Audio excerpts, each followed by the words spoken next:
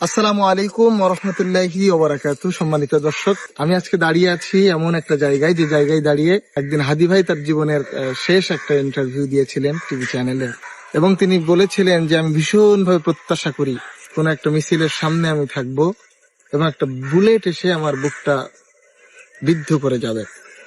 এবং তিনি বলেছিলেন যে কোন রাজনীতিবিদের না আসলে বাসায় মৃত্যুটা হইতে পারে না। এভাবেই কথা বলেছিলেন এবং শিখিয়েছিলেন কিছু বিপ্লবী সংগ্রামী এবং ইনসাফের কথা, যে ইনসাফ ভিত্তিক রাজনীতিটা ভাই আমাদেরকে শিখিয়ে গেছিলেন, আমরা যেন সেটা নিয়েই থাকতে পারি।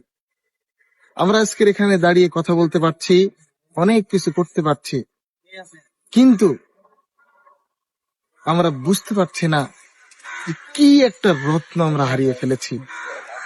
আসলে এমন একটা রত্ন আমরা হারিয়ে ফেলেছি যে রত্নটা যুগে যুগে বা শত বর্ষ পরেও হয়তো আমরা আর খুঁজে পাবো না।